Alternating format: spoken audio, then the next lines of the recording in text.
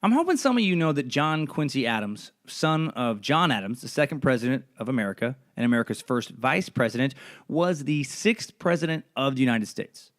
Guessing fewer of you know that he was also a Massachusetts state senator, a professor at both Harvard and Brown University, the first U.S. diplomat to live in Russia, the Secretary of State, was a former member of Congress from Massachusetts, winning a seat in the House of Representatives after losing a presidential re-election bid to Andrew Jackson, and serving as a member of Congress for 17 years until his death.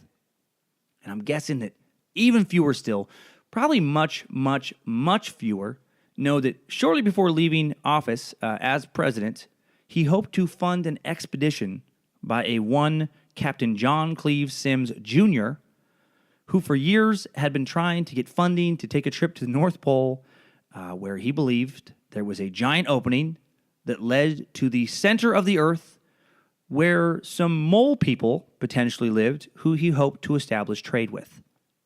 Yep, you heard me right.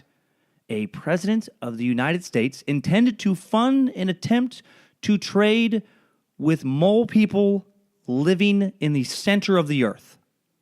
This is history. Work can wait. It's Timesuck. You're listening to Timesuck.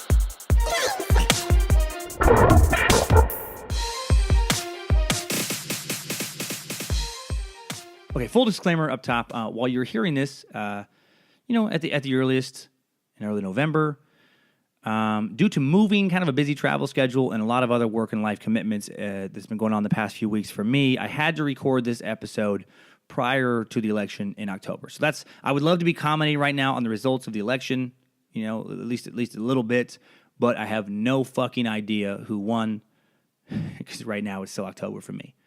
So, ideally I want to do a lot of these as close to the release as possible, but sometimes life just doesn't make that an option. But I did feel, because, of the crazy election that we've been experiencing, that it was fun. It would be fun to do a Timesuck about the craziest presidential story I've ever heard of.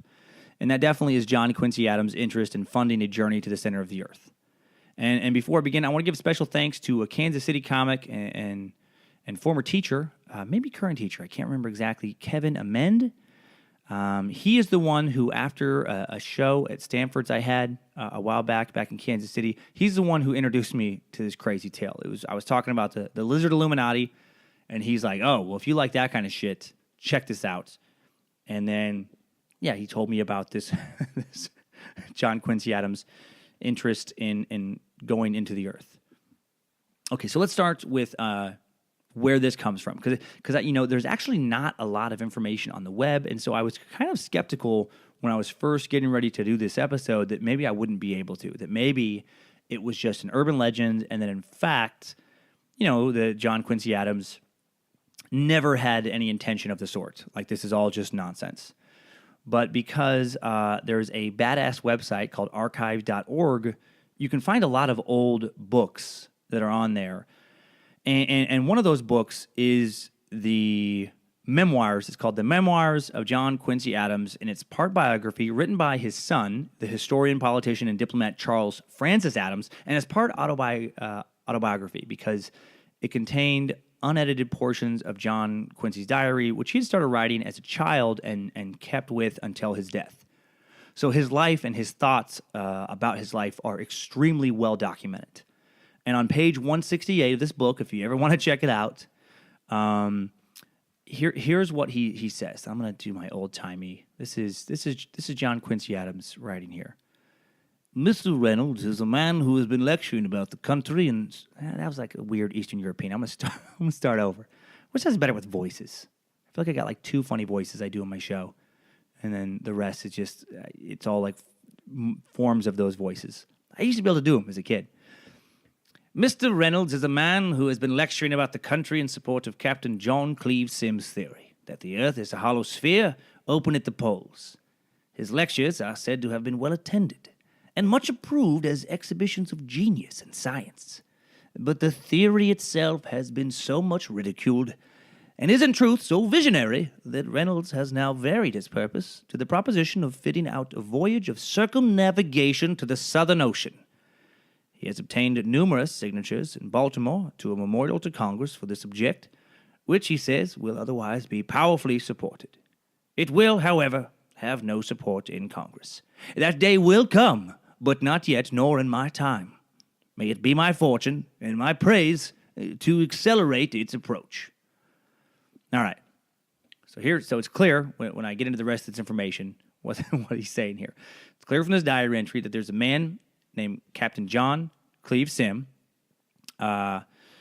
He referenced, who has a theory about the Earth being hollow, about believing there are entrances to the inside of the Earth at the poles. That's why he wants to circumnavigate over to the poles, and about wanting to get funding for an expedition to prove he's right. And I don't think he actually just referenced. Oh no, he does. I see a hollow sphere there. Okay, exactly. And this is an expedition that Congress is not into, but that John Quincy Adams clearly believes they should be into, as proven by him saying, "May it be my fortune and my praise to accelerate its approach." Like he's like, yeah, man. I wish, God, if I have the chance, I'm gonna do what I can to help fund this expedition, and start finding out about this kind of stuff. So that's and actually, he was going to. If he would have been reelected, he only had served one term. Andrew Jackson beat him, but if Andrew Jackson wouldn't have beat him, a lot of people believe that one of the things he would have done in his second lame duck term would have been like, fuck yeah, go check out those poles, man, check them out, get over there, find that hole into the center of the Earth. So before we get into what exactly this theory was, like a little more details and who this guy Symmes was. I'm sorry, let's find out who this guy Symmes was. So this Captain John Cleves Symmes, and often referred to as Captain John Cleves Symmes Jr., to distinguish him from an uncle of the same name, who that guy probably appreciated, because Symmes Jr. was, seen at the end of his life as just a lunatic by most people. He was born in 1780, lived until 1829, served in the military for 13 years, participated in the War of 1812, even had a duel with a fellow officer. Both men were shot, both survived, and became friends. Just quick note. How fucking cool is that? That's so weird to me to think about, that it wasn't that long ago when people had duels. I mean, really think about that. That's just this is a quick little side note. It has nothing to do with the main thrust of this podcast. But this dude, this Symmes, he gets in an argument with some guy when he's serving in the military, and and it reaches the point where they're like, let's have a duel, and not like a fist fight, which to me that's pretty macho in and of itself. I remember kids in school who just like, let's throw down, and they would like rotate around. I remember that one time with the basketball court, this kid, Ronnie Shepard, back in Riggins, and some other kid that was like, he was only around for a couple years in Riggins, but he was a big, tough kid. I want to say his name was Micah, but I could be completely wrong. It's so long ago, it doesn't matter. But I remember the three of us were playing pickup basketball. I couldn't have been more than 11. And the two of them got into an argument and then decided to fight, and then did like an old-timey circling each other, throwing punches, punched each other in the face. They each snuck some punches in, and like not just like a sloppy fight that I would have done. Like I tried to box later in high school. I do MMA a little bit now, and actually finally know how to like throw some punches. But I remember one time I tried to box in high school. We just got like backyard boxing. We just threw gloves on and just wailed on each other. And I had no technique. Like the person, when they would try to throw a punch against me, I remember my friend Kyler Wilson punching me. My technique was not a good one, my defensive technique. It was to kind of huddle down to avoid the punch, like bend over from the waist, looking down at the ground. Turns out what that does is it opens up the back of your head to take a lot of damage. And I had a headache for several days after I probably got a concussion.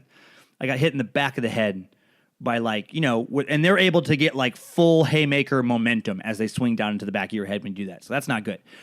But these guys had clearly, someone had shown them a little bit how to fight, and they were like, ducking punches, like dodging to the side, throwing punches, and then they smacked each other around for a little bit.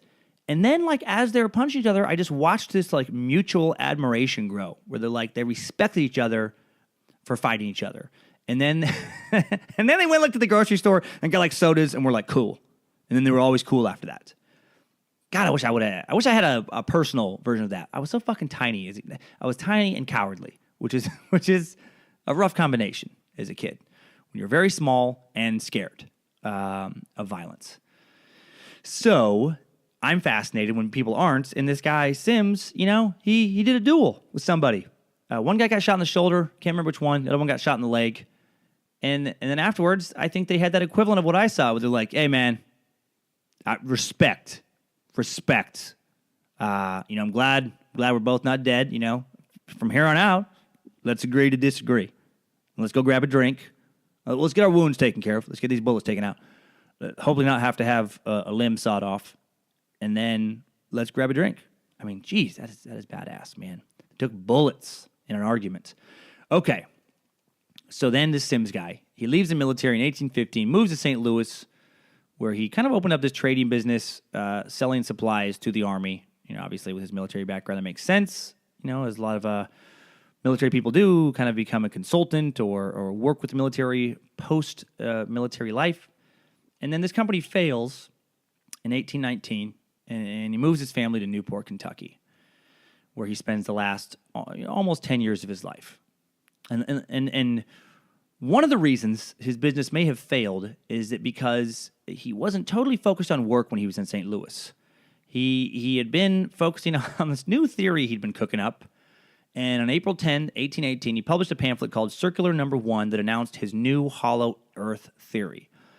Quick side note on that, he wasn't the only person promoting some version of a hollow earth. So it wasn't like he came out with this theory in a vacuum.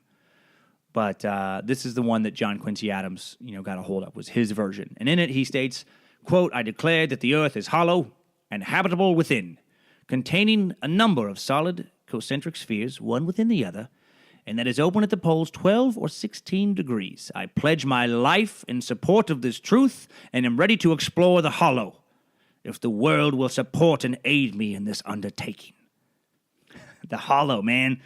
That reminds me of this movie Insidious, where they're talking about exploring the further, this further expanse of the galaxy where you can astral project. I'm going to do a lot of weird shit as far as for entertainment.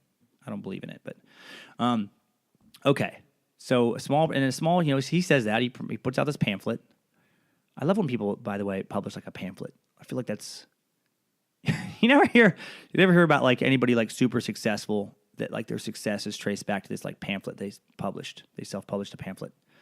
Especially when it's like pseudoscience. It's like, oh yeah, that's how that's how many of our top scientists got started. They fucking wrote a pamphlet in their basement.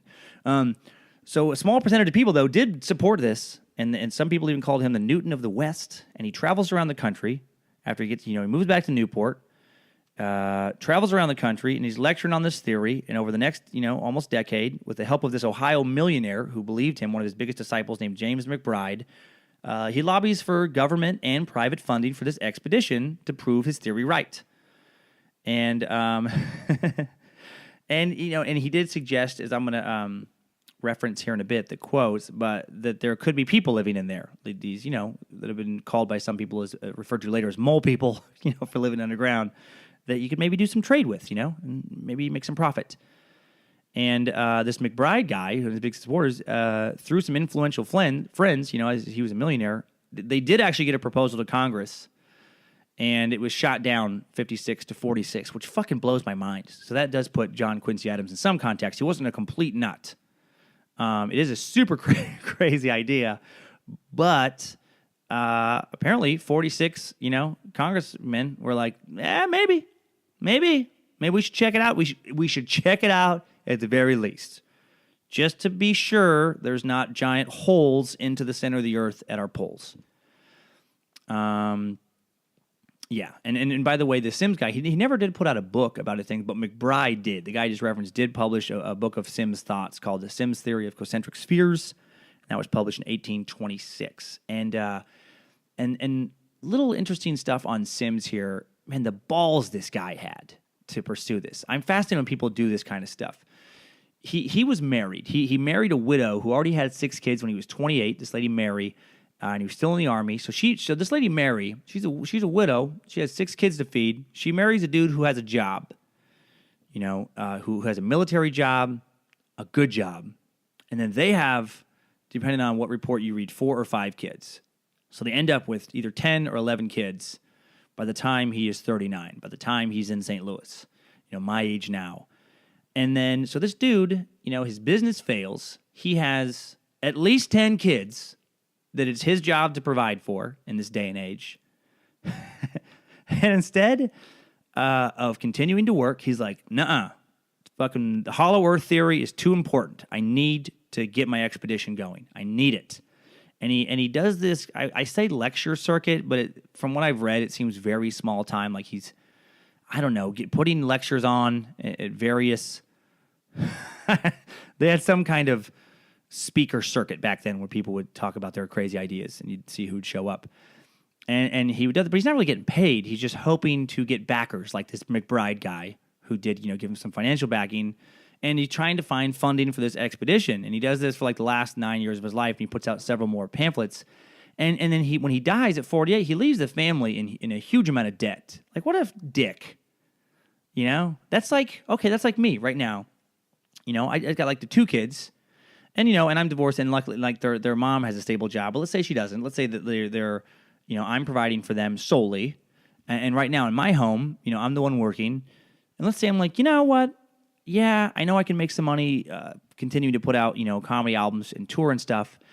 But I just have an inkling. I just have this thought that won't let me go, where I just feel like there are golden worms living in the earth, because that's how gold got in there. These worms, they run around and they poop out gold, and that's how we get gold in the ground. And everybody's been fucking approaching it the wrong way. Everybody's been trying to mine the worm poop gold, and that's what they think, like, oh, if I just get enough of the worm poop, then I'll have enough gold for my wealth. But if you could get the worm itself that I've thought into my head exists, then, well, then you got, you keep them in a cage. You keep them in a worm cage, and you feed them dirt, and you get gold. You check out how great is that? You feed them dirt. That costs you nothing. You just take your dirt. You go down to, you buy a couple acres of dirt, all right? And then don't even worry about it. Take out a loan. We'll just put all the family money into that. That's what we're going to do. We're going to take all of our savings. We're going to buy 2 fields of dirt. I'm going to search for these for the rest of my life. I'm going to search for gold worms. And I'm going to put them in cages. And then everybody's laughing now about my theory that comes from only in my head. But no one's going to be laughing when I just have never-ending gold supply. So, okay. I mean, I just made that up on the spot. But that is basically fucking what he did. There's this guy, Symmes. I got these old-timers confused. He didn't have a scientific background. He had, like, his son who wrote some stuff about him after he died, just said that he had, like, a proper English education, which to me means, like, he went to high school and stuff. He wasn't a scientist. He wasn't Newton. He had no scientific, he showed earlier in life no predilection for being good at science. But he just thinks that the earth is hollow. And then he just, like, works these ideas over in his head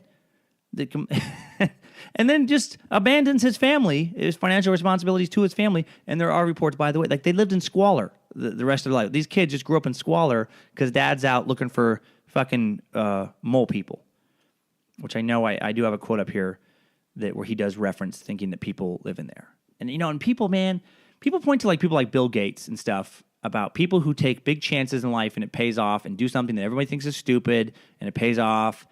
And like, how he dropped out of Harvard when nobody knew about really computers and what the commercialization of them could be. And I'm sure people thought he was an idiot, but now he's a billionaire, and there you go. Yeah, but for every Gates, there's a way more Symmes.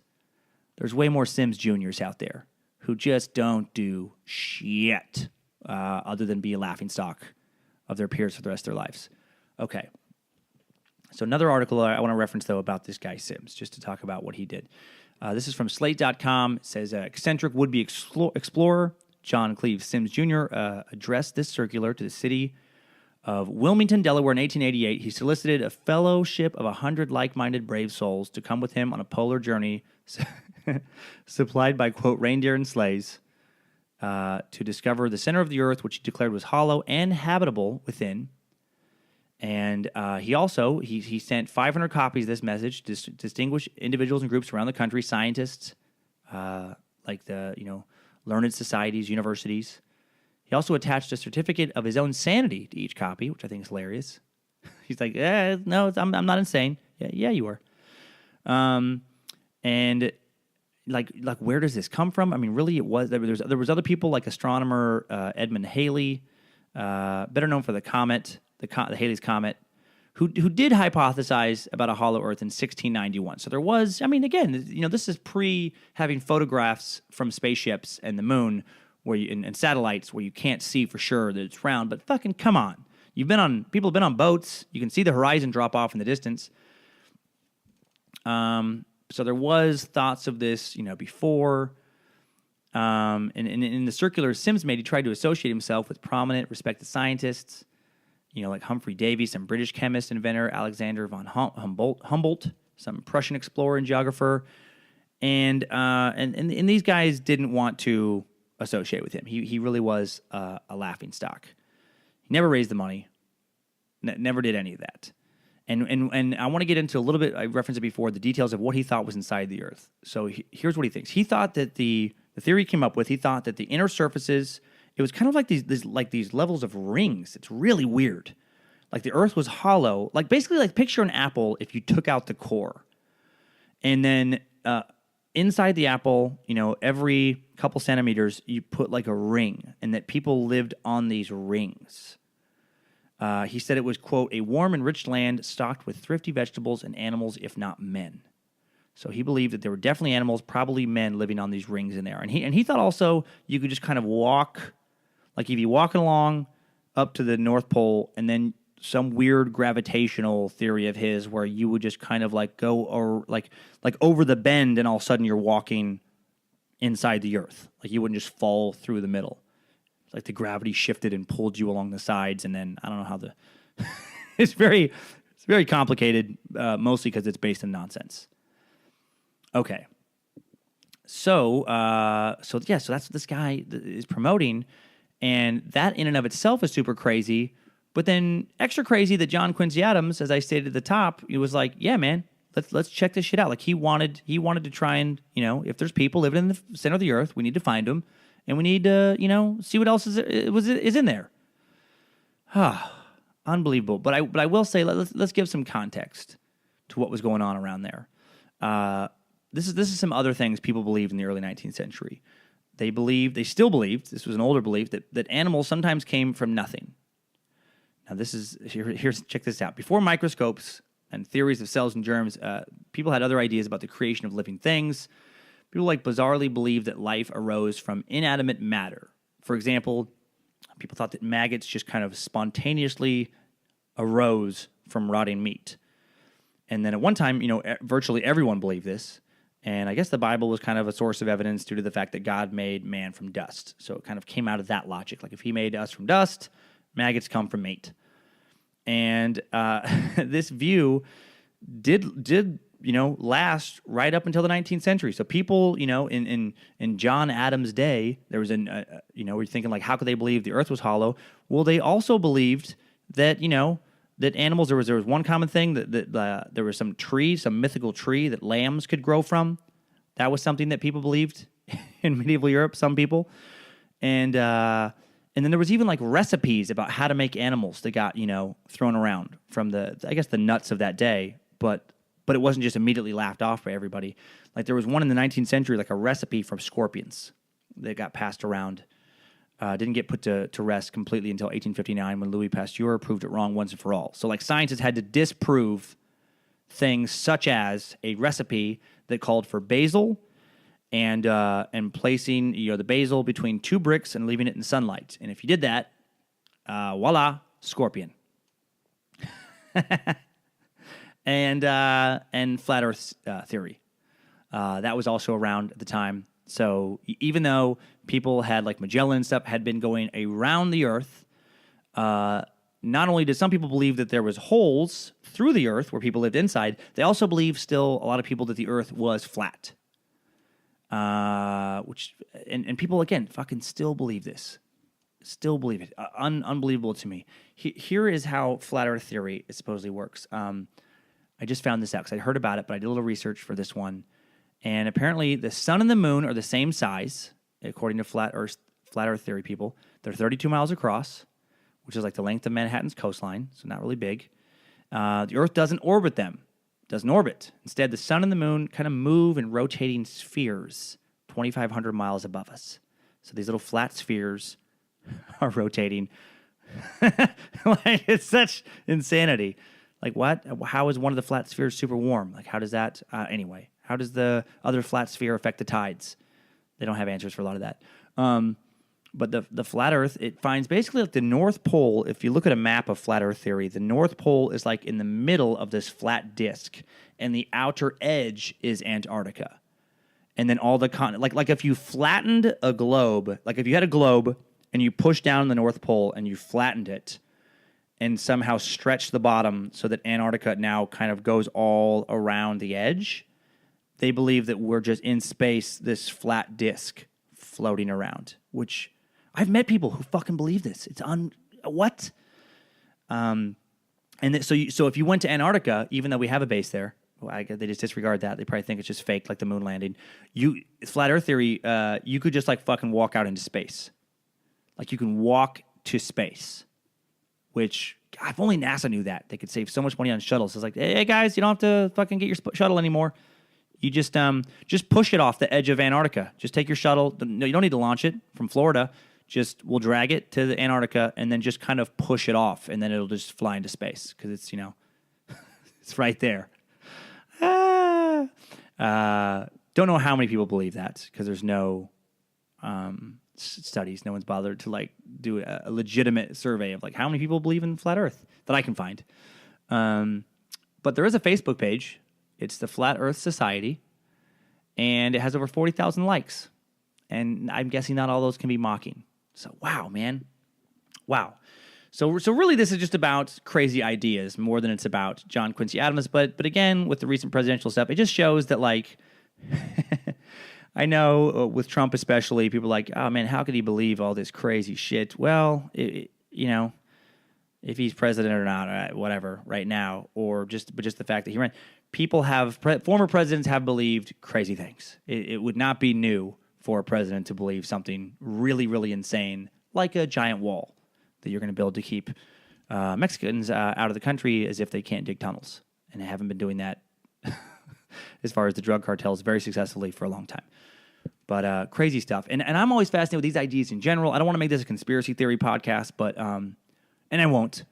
But I'm amazed with people believing in just non-scientific things. It's I grew up with a stepmom for a while that was like that. Like she would just get into these weird, like she would get a book. I remember one was like this Indigo Children book, and then all of a sudden she would just read it, and just because she had read a book, she would turn that into, well, there you go, these are facts. No, books do not equate facts.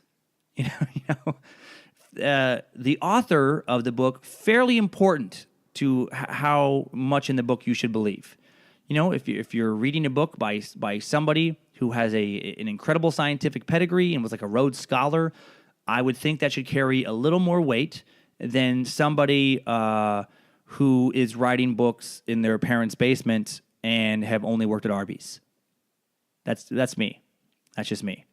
And again, I grew up in Riggins around a lot of people who did not have a high level of education and did have a lot of fucking theories. Like I remember the area getting real worked up about Y2K. That, the year 2000, that shit was going to go crazy and all the computers were going to go down and the stock market was going to crash and you better have gold hidden in your walls, which I knew people that did, literally had gold in their wallet, and you better bear your guns because the government's going to use this economic collapse to bring in their UN forces that they've been hiding, because they've been working with the trilateralists, and they're going to come take all of our stuff and make us some kind of 1984 Orwellian society, and we're just going to be drones. Fucking bunch of horseshit. Just a bunch of horseshit. Okay. All right. Well, I hope this was interesting horseshit. That could be the name, I feel like, of this podcast. I like Timesuck. Could also be known as interesting horseshit. Top 5 takeaways from this journey to the center of the earth. Number 1, some people used to believe that the earth was hollow. People like our 6th president, John Quincy Adams, who was interested in funding an expedition to see what was inside. Possibly mole people. I just love that term. Number 2, don't abandon your family to pursue your stupid fucking idea. you're going to be John Symmes, probably more likely than you're going to be Bill Gates. Number 3, can't make a scorpion out of basil. But how sweet would it be if you could, right? I mean, if you could do that, I'd be watching YouTube videos right now about scorpion pranks instead of doing this podcast. I mean, how cool would that be? 1 second, your buddy's eating some delicious spaghetti. And the next second, that sweet marinara sauce is full of scorpions, motherfucker. Gotcha. Ha ha. Scorpion prank. Number 4, the earth isn't flat, you dipshits. If you believe that to be true, I can't know everything about you, but I do know you did not receive a good education. For sure, I know that. Because you know who doesn't believe in flat earth? MIT grads. You fucking moron. Number 5, education, very important to build off number 4. Very important. I think that's what this podcast episode and a lot of them really prove. And man, we got to value education, and not just liberal arts. Take a science class here and there, if you're still in school, or read the occasional nonfiction book by someone who did take a science class. Not by someone who wrote it in between acid trips at Burning Man. You dumb hippie. And keep listening to Timesuck, everybody. I appreciate the nice comments on iTunes and the feedback at timesuckpodcast.com, where you can leave your comments on each and every episode. I do read them, and I am going to be putting even more work into this going forward after this episode.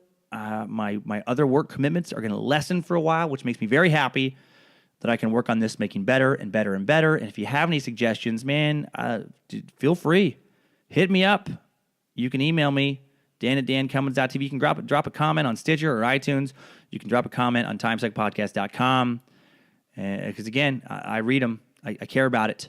All right. Stay curious, everybody.